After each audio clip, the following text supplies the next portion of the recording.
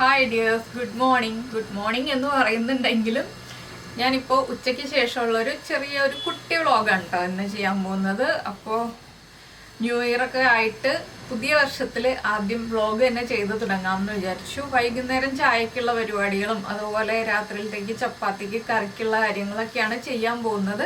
എന്തൊക്കെയാണെന്ന് വെച്ചിട്ടുണ്ടെങ്കിൽ ഞാൻ മുട്ട ബജി ഉണ്ടാക്കാനായിട്ട് മുട്ട വേവിച്ച് കട്ട് ചെയ്ത് വെച്ചിട്ടുണ്ട്. മുട്ട ബജിയുടെ മാവ് എപ്പോൾ ഉണ്ടാക്കിയാലും ബാക്കി വരും. അപ്പോൾ അതിലേക്ക് ഞാൻ ചെയ്യുന്നൊരു ടിപ്പ് എന്താണെന്ന് വെച്ചിട്ടുണ്ടെങ്കിൽ കുറച്ച് സവാള കട്ട് ചെയ്തിട്ട് സവാള വടയും കൂടി ഉണ്ടാക്കും. പിന്നെ നമ്മുടെ വൈറ്റ് കടലയുണ്ടല്ലോ, കടല വെള്ളത്തിലിട്ടിട്ടുണ്ട്. കടലയും ഒന്ന് ശരിയാക്കി എടുക്കണം. അത് എൻ്റെ ഏറ്റവും സിമ്പിളായിട്ടുള്ള രീതിയിലുള്ള കടല മെഴുക്കുരുട്ടി എന്ന് പറയാം, ആ രീതിയിൽ. അപ്പോൾ ആദ്യം ഈ കടല ഒന്ന് വേവിക്കാൻ വെക്കട്ടെ. കടല വേവിക്കാൻ വെച്ചിട്ട് ബാക്കിയുള്ള കാര്യങ്ങൾ ചെയ്യുമ്പോൾ എളുപ്പത്തിൽ കാര്യങ്ങൾ നീങ്ങും. അപ്പോൾ ഞാനൊന്ന്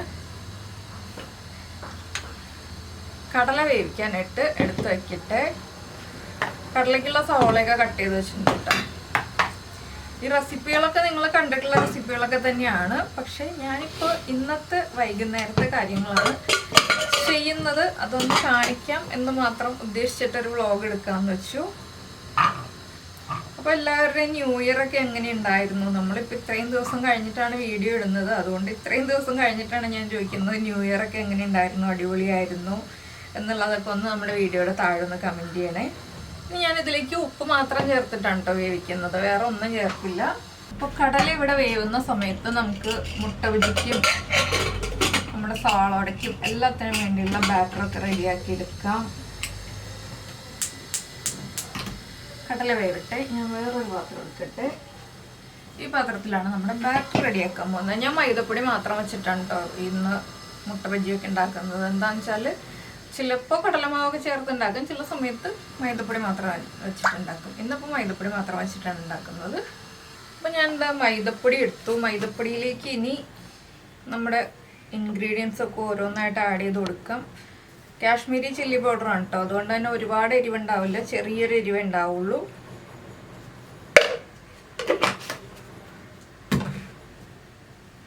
പിന്നെ നമ്മുടെ കായപ്പൊടി,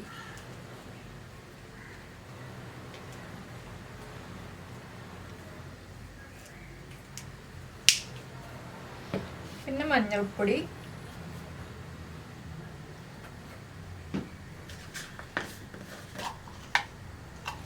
കുറച്ച് ബേക്കിംഗ് സോഡ, വളരെ കുറച്ച് മാത്രമേ ചേർക്കുന്നുള്ളൂ. ഇനി ആവശ്യത്തിന് ഉപ്പ്.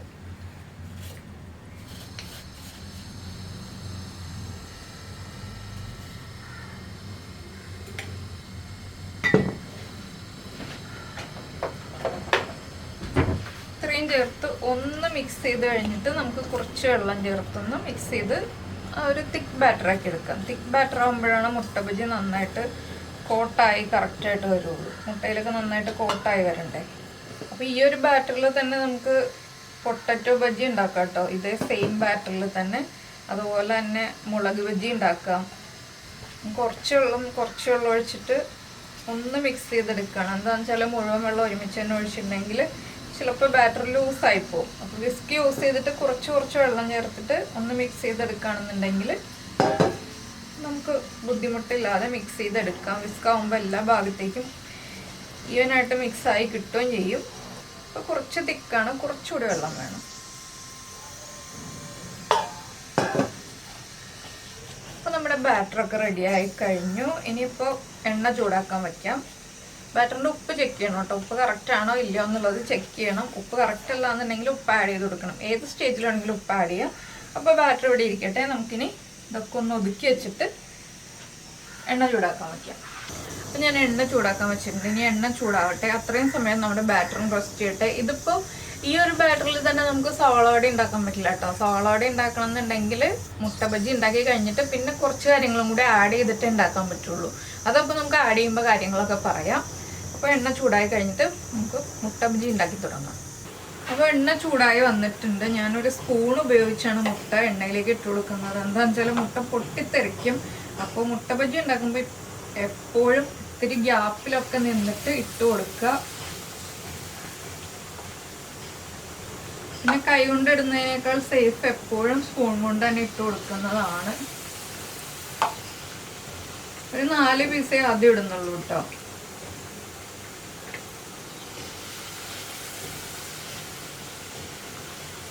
ഒന്ന് ഫ്രൈ ആയി വരുമ്പോൾ ബാക്കിയുള്ളത് ഫ്രൈ ചെയ്തെടുക്കാം. ഒന്ന് കുക്കായി വരട്ടെ. കുറച്ച് ഗ്യാപ്പിൽ നിന്നിട്ട് ഫ്രൈ ചെയ്തെടുക്കാം. അപ്പോൾ തീ കുറച്ച് വെച്ചിട്ടാണ് ഞാനിപ്പോൾ മുട്ട ഇട്ട് കൊടുത്തത്.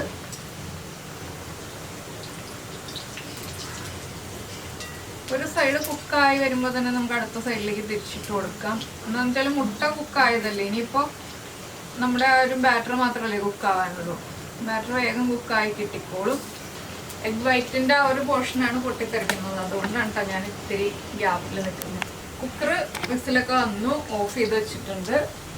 മുട്ട ബജ്ജി 2-3 പ്രാവശ്യം ഞാൻ തിരിച്ചിട്ട് കൊടുക്കും കേട്ടോ. എന്താണെന്ന് വെച്ചാൽ ആ ബാറ്റർ ഒന്ന് നന്നായിട്ട് കുക്കായി വരാൻ വേണ്ടിയിട്ട് 2 സൈഡും 2 പ്രാവശ്യം വീതം തിരിച്ചിട്ട് കൊടുക്കും. നമ്മുടെ ഫസ്റ്റ് ബാച്ച് മുട്ട ബജ്ജി റെഡി ആയി വന്നു കഴിഞ്ഞു. ഇനി അടുത്തതൊക്കെ ഞാൻ ഇതുപോലെ ഫ്രൈ ചെയ്തെടുത്തിട്ട് ഇനി സവാള വട ഉണ്ടാക്കുമ്പോൾ സവാള വടയിൽ എന്തൊക്കെ ഇൻഗ്രീഡിയൻസ് ആണ് ചേർക്കുന്നതെന്ന് പറയാം കേട്ടോ. ഇതിൽ പ്രത്യേകിച്ച് ഇനി വേറെ ഒന്നും കാണിക്കാനില്ല, അതുകൊണ്ടാണ് ഞാൻ ഇപ്പോൾ കട്ട് ചെയ്യുന്നത്. അപ്പോൾ ഞാൻ മുട്ട ബജ്ജിയുടെ 2ാമത്തെ ബാച്ച് എണ്ണയിലേക്ക് ഇട്ടിട്ടുണ്ട്. ഈ സമയത്ത് മുട്ട ബജ്ജിക്ക് വേണ്ട ഒരു ചട്നി ഉണ്ടാക്കാമെന്ന് വിചാരിച്ചു. ചട്നി എന്ന് പറയുമ്പോൾ നമ്മുടെ തക്കാളി സവാള ചട്നിയാണ് കേട്ടോ. വളരെ സിമ്പിളായിട്ട് ഉണ്ടാക്കാൻ പറ്റുന്ന ഒരു ചട്നിയാണ്. ഞാൻ ഒരു 1/2 സവാള എടുത്തിട്ടുണ്ട്. അതിലേക്ക് ഒരു വലിയ തക്കാളി, ചെറിയ തക്കാളി ആണെങ്കിൽ 2 എണ്ണം, വലിയ തക്കാളി ആണെങ്കിൽ 1 എണ്ണം ഒന്ന് കട്ട് ചെയ്തിട്ട് കൊടുക്കുക. നമുക്കിതെല്ലാം അരച്ചെടുക്കാനുള്ളതാണ്, അതുകൊണ്ട് എങ്ങനെയാണെങ്കിലും കട്ട് ചെയ്യാം.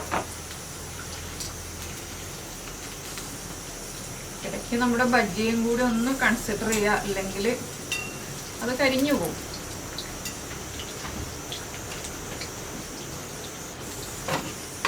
ഇനി എരിവിനനുസരിച്ച് മുളക് പൊടി,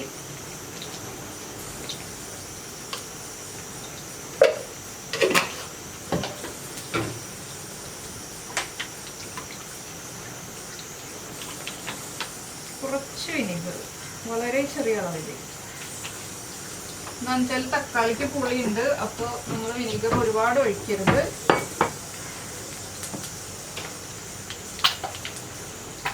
കുറച്ച് ഉപ്പും, നമ്മുടെ ചട്നിക്ക് ആവശ്യമായ ഉപ്പും ചേർത്ത് മിക്സിയിലൊന്ന് അരച്ചെടുക്കുക. ഇത്രയേ ഉള്ളൂ നമ്മുടെ തക്കാളി ചട്നിയുടെ പരിപാടി. അപ്പോൾ ഞാൻ ഈ മുട്ട ബജ്ജി എടുക്കട്ടെ, അടുത്ത ബാച്ചും കൂടി ഇട്ട് കൊടുക്കട്ടെ. അടുത്ത ബാച്ച് എന്ന് പറയാനില്ല, 2 എണ്ണം ഉള്ളൂ. അപ്പോൾ അതും കൂടി ഇട്ടിട്ട് ചട്നി അരച്ചത് കാണിച്ചു തരാം കേട്ടോ. അപ്പോൾ ഞാൻ എന്താ ചട്നി അരച്ചു കഴിഞ്ഞു. നന്നായിട്ടൊന്ന് അരച്ചെടുക്കുക, അത്രയേ ഉള്ളൂ. പിന്നെ ഇതിലേക്ക് നമ്മൾ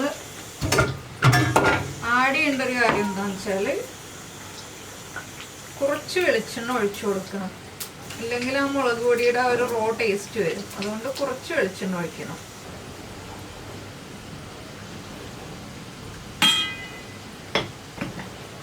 നമ്മുടെ മുട്ട ബജ്ജി റെഡി ആയി കഴിഞ്ഞു. ഇനി നമ്മൾ സവാളയോടെയാണ് റെഡിയാക്കാൻ പോകുന്നത്. ചട്നി റെഡി ആയിട്ടുണ്ട്. ചട്നിയിലേക്ക് ഞാൻ വെളിച്ചെണ്ണയൊക്കെ ഒഴിച്ചു. ഇനി പ്രസന്റ് ചെയ്യുമ്പോൾ കാണാം കേട്ടോ ചട്നി എങ്ങനെയാണെന്നുള്ളത്. സവാളയോടെ ഉണ്ടാക്കാനായിട്ട്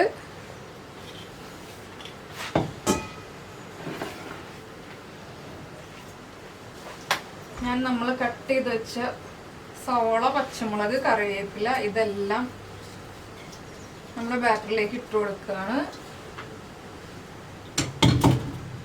പിന്നെ ആഡ് ചെയ്യുന്നത് ഈ സവാളയ്ക്ക് ആവശ്യമായിട്ടുള്ള ഉപ്പ്.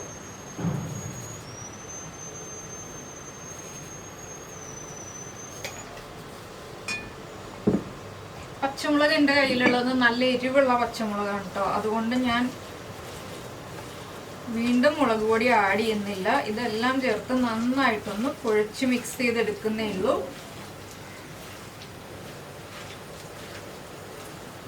ഇത് കൈകൊണ്ട് തന്നെ കുഴച്ചെടുക്കണം, എങ്കിലേ പെർഫെക്റ്റ് ആവുള്ളൂ.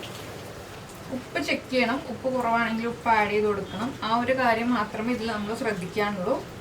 ഉപ്പ് കറക്റ്റാണ്. നമുക്കിനി ഇത് കുറച്ച് കുറച്ചായിട്ട് നമ്മുടെ എണ്ണയിലേക്ക് ഇട്ട് ഫ്രൈ ചെയ്തെടുക്കാം. അപ്പോൾ വളരെ ഈസി അല്ലേ, നമുക്ക് 2 സ്നാക്ക് റെഡിയായി കിട്ടിയില്ലേ കുറച്ച് സമയത്തിനുള്ളിൽ തന്നെ.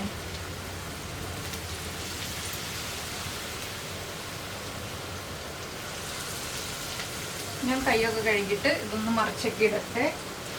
അപ്പോൾ ഞാൻ എന്താ സവാള വട വറുത്ത് കുറഞ്ഞത് കാണിക്കാൻ പറ്റില്ല കേട്ടോ. എൻ്റെ ഏട്ടൻ വന്നതുകൊണ്ട് ഞാനപ്പോൾ സവാള വട മുഴുവൻ ഉണ്ടാക്കി തീർത്തു. അതെ, കിച്ചൂസ് ഉണ്ടാക്കി തീർത്തു. ഇനിയിപ്പോൾ ചായക്ക് വെള്ളം വെച്ചിട്ടുണ്ട്. നമ്മുടെ കടല റെഡിയാക്കാൻ പോവാണ്. അപ്പോൾ എല്ലാം ഒരുമിച്ച് റെഡി ആവട്ടെ എന്ന് വിചാരിച്ചിട്ട് പല കാര്യങ്ങളും ചെയ്തുകൊണ്ടിരിക്കുകയാണ്. ഇന്നിപ്പോൾ പുതിയ ചായപ്പൊടി പൊട്ടിച്ചുള്ളൂ കേട്ടോ, അതുകൊണ്ട് കടുപ്പം കൂടുതലായിരിക്കും ചായക്ക്. ഞാൻ കുറച്ച് കടുപ്പം കുറച്ചിടാൻ പണിയുന്നു. എന്താന്ന് വെച്ചാൽ ഇന്ന് പുതിയ ചായപ്പൊടി, നമ്മുടെ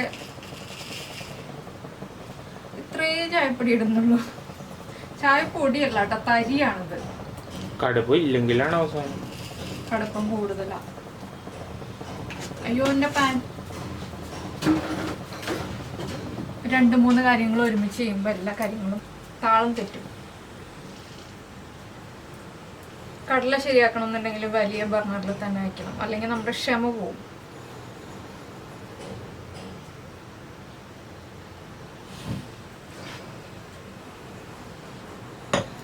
ചായ ഇവിടെ നിന്ന് തിളക്കട്ടെ. കിച്ചൂസിന് മാത്രമുള്ള ചായ ആയതുകൊണ്ട് ഞാൻ പഞ്ചസാരയും കൂടെ ഒപ്പം തന്നെ ഇടുകയാണ്.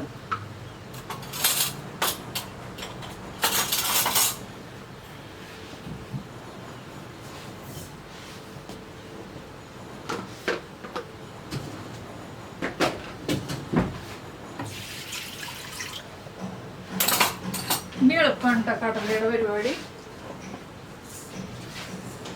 കടുക് പൊട്ടിക്കുക.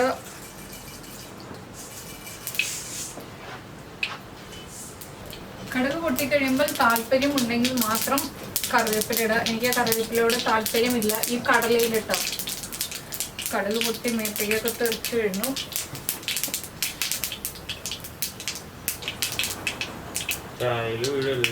ഇല്ല. ഇനി നമ്മൾ കട്ട് ചെയ്ത് വെച്ചിരിക്കുന്ന സവാള ഇട്ട് വെക്കുക.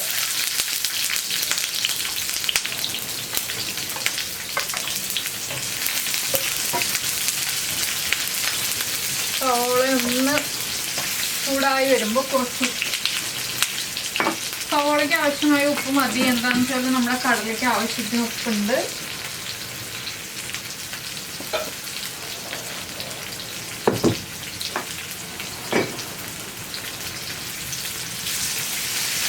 സവാളയ്ക്ക് ആവശ്യമായ ഉപ്പിട്ടിട്ട് നമ്മൾ കടല വേവിക്കുമ്പോൾ മഞ്ഞൾപ്പൊടി ചേർത്തുണ്ടെങ്കിൽ ഈ സ്റ്റേജ് ഒഴിവാക്കാം കേട്ടോ. ഇത് ചോറിൻ്റെ കൂടെയും കഴിക്കാം, ഈ കടല മെഴുക്ക് വരട്ടി ചപ്പാത്തിയുടെ കൂടെ കഴിക്കാം, പൊറോട്ടയുടെ കൂടെ കഴിക്കാം. ഞാൻ എല്ലാത്തിൻ്റെയും കൂടെ കഴിക്കും. ഇതിലേക്ക് കുറച്ച് മഞ്ഞൾപ്പൊടി, ഒരു 1/4 ടീസ്പൂൺ. ഞാൻ 1/2 കപ്പ് കടല എടുത്തിട്ടുള്ളൂ, അതുകൊണ്ട് 1/4 ടീസ്പൂൺ മഞ്ഞൾപ്പൊടി ഇടുക.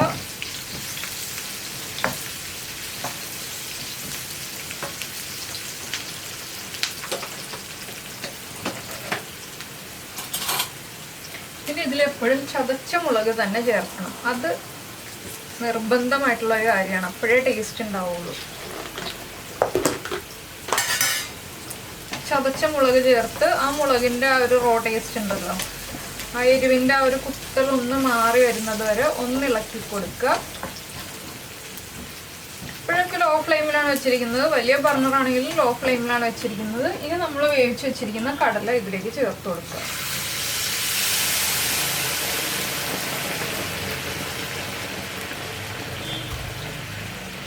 ഫ്ലെയിം കൂട്ടി വയ്ക്കുക, കടലയിൽ വെള്ളം വറ്റിച്ചെടുക്കുക. ഇത്രയേ ഉള്ളൂ നമ്മുടെ കടല മെഴുക്ക് വരട്ടി. അപ്പോൾ ഇതാ ചായ തിളച്ച് തുടങ്ങി. ഞാൻ ഫ്ലെയിം കുറച്ച് വെക്കട്ടെ. ഇനി എന്താണെന്ന് വെച്ചാൽ ആ ചായപ്പൊടിയുടെ കടുപ്പൊന്ന് ഇറങ്ങി വരാനായിട്ട് കുറച്ച് സമയം എടുക്കും. അപ്പോൾ ഇതൊന്ന് ലോ ഫ്ലെയിമിൽ വെച്ച് ഒന്നുകൂടി ഒന്ന് തിളപ്പിച്ചിട്ട് 2 സെക്കൻഡ് വെയിറ്റ് ചെയ്യണം. ഇടയ്ക്ക് കടലയും ഒന്ന് ശ്രദ്ധിക്കുക, അതുപോലെ തന്നെ നമ്മുടെ ചായയും ശ്രദ്ധിക്കുക. ചായക്ക് ഞാൻ പാലും വെള്ളം ഒരുമിച്ചാണ് കഴിക്കുന്നത്. എല്ലാം ഒരുമിച്ച് തന്നെ വെച്ചിട്ട് കുറച്ച് വെള്ളം, ഒരു 1/4 കപ്പ് വെള്ളം എടുക്കുകയാണെങ്കിൽ 3/4 കപ്പ് പാല്, ആ രീതിയിൽ 3/4 കപ്പിലും കുറച്ചുകൂടി പാലെടുക്കും. വെള്ളം കൂടുതൽ എടുക്കില്ല, വെള്ളം വളരെ കുറച്ച് എടുക്കുള്ളൂ.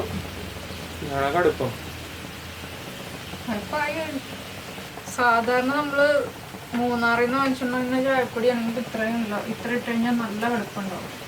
ചായപ്പൊടിക്ക് കടുപ്പം കുറവാട്ടോ. ഞാൻ സാധാരണ ചായപ്പൊടി കടുപ്പം കുറവെന്ന് പറഞ്ഞിട്ട് മാത്രം കാര്യമില്ല.